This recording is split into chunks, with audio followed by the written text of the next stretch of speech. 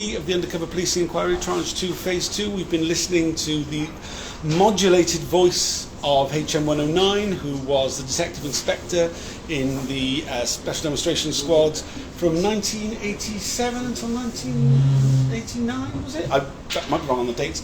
1990? 1990 maybe, yeah. I'm joined by Belinda, Harvey of Police Spies Out of Lives and Eveline, Lubbers of the Undercover Research Group. It's been very difficult to follow what HN109 has been saying because he sounds like Darth Vader or Davos or Megatron or something. I mean, it's really I'm kind of amazed because we do have the transcript that you learn quite quickly.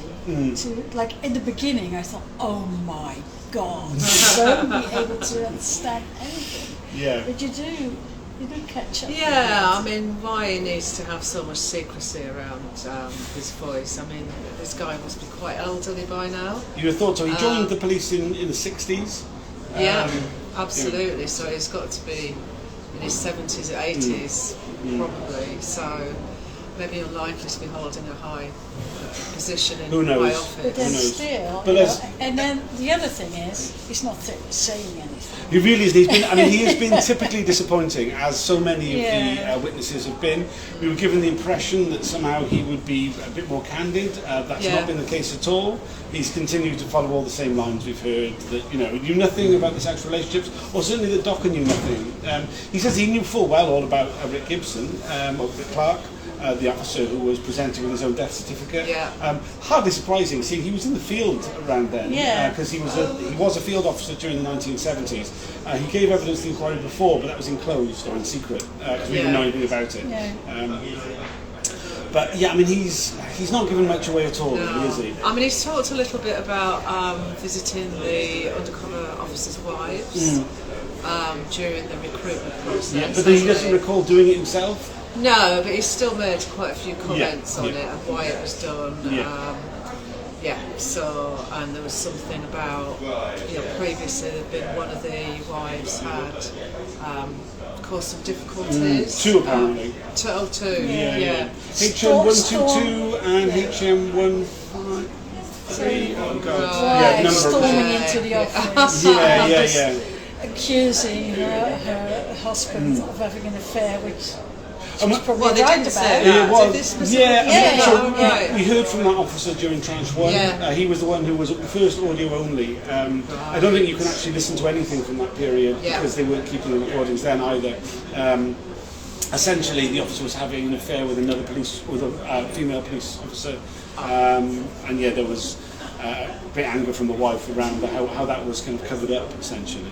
And facilitated by the crowd. And the only worry they had about that was the security of the STS, as in everything. Absolutely. So it turns out more and more that home visits to the wives were basically, is she going to hold, is she going to deal with having her husband around, not being able to go to family things because he looks so weird. So she would have to, do the entire household, all the emotional households, basically as well. Social reproduction. Yeah, and she'd never get to see her husband.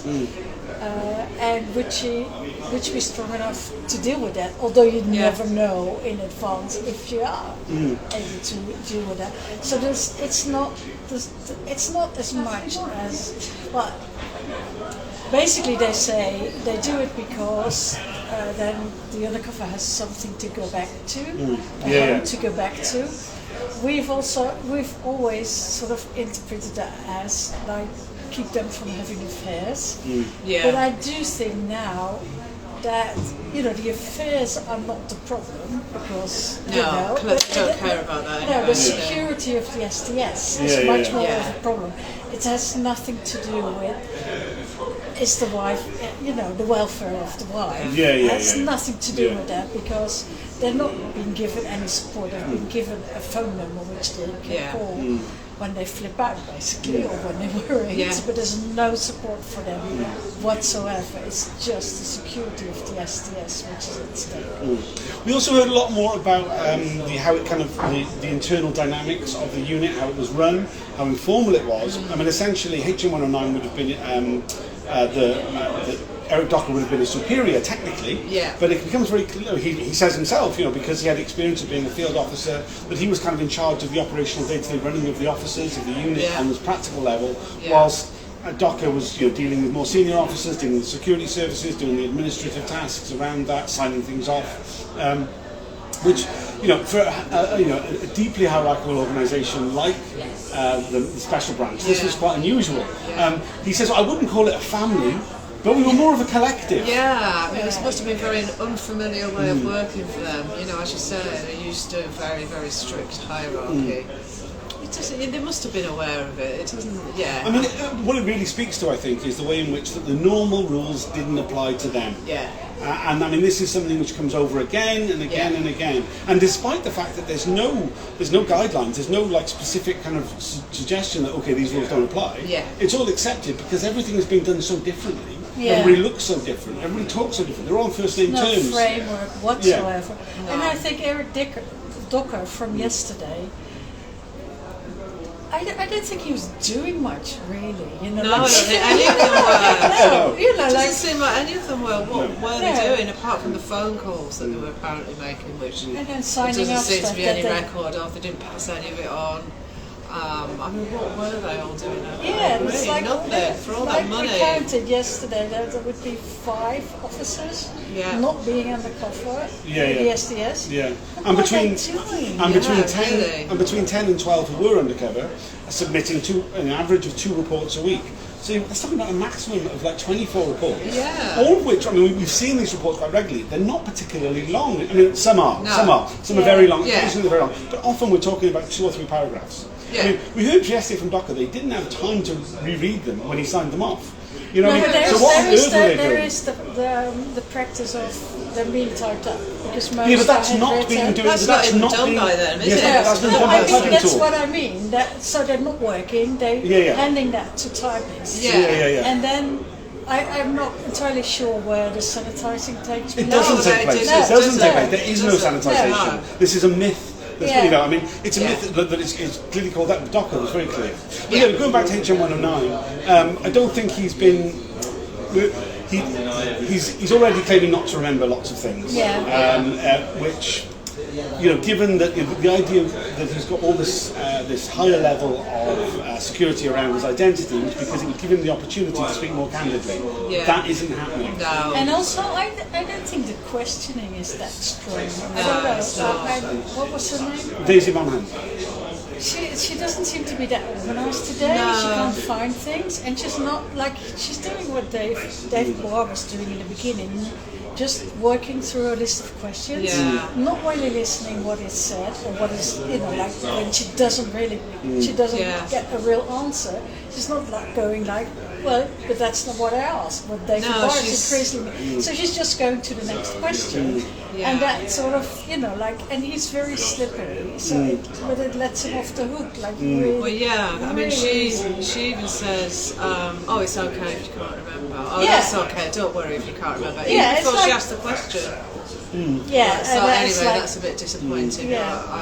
It's looking like we're not going to get any great revelations, but you never know. Sometimes reading between the lines. It's the things that slip out, right?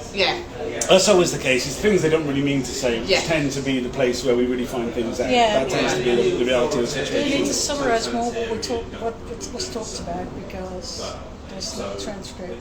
There is no transcript. Supposedly the transcript will be published eventually. Given how long they've taken to publish the transcripts from November, I mean, it's really not. I mean, it could be years before we ever see a final transcript. There is no way to follow it apart from following the coverage from people who are in the room because there is no broadcast taking place. I mean, is there anything else you want to add? No, it's all what they ask all of them at the first morning, isn't it? Like, how were you recruited? What did you know about the SDS before you? And you knew about it because you were an undercover. She asked, what are the specifics that Docker said you had more knowledge of the unit because you... And we didn't really get, he just answered okay, I've been in the unit before, so I knew. It's not...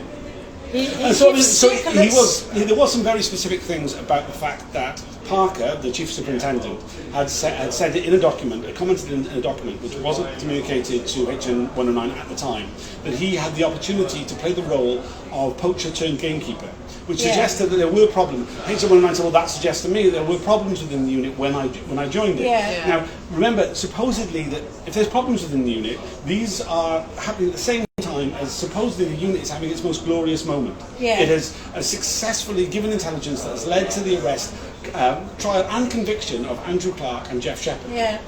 So at the same time as they're supposedly this most lauded unit who is finally kind of actually having some tangible results for their intelligence, there are problems. There are identified problems by the chief superintendent, which is leading to them recruiting a former undercover officer to become a detective inspector within the unit and make some recommendations about operational changes. Now, the operational changes he made are around recruitment and the way in which they identify talent for future undercover officers, as well as further checks on the wives, on the home life, and all that sort of thing.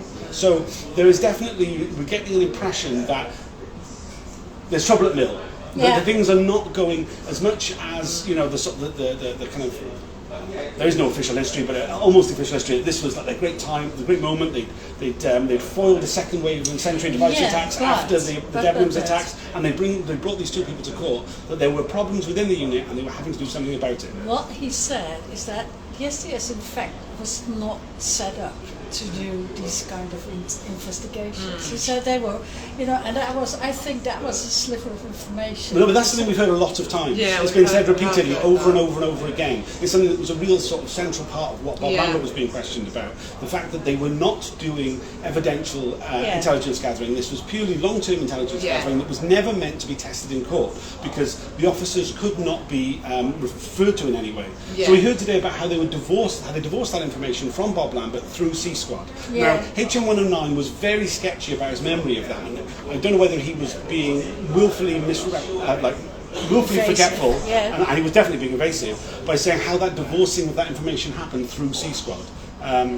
We did hear a bit more about that from DOCA the last couple of days, but I think that HN109, I get the impression HN109 was told more than he's letting on about there being problems within the unit and how things needed to change. And we were seeing that with, it was put to him that he was kind of, that there was a concern that the recruitment of new undercover officers were reflecting what the recruiter saw in themselves. So they were just the same people being brought in again and again. And it was put to him, well, was he doing that with his recruitment of HN122 and HN189, I think? I might have got that number wrong.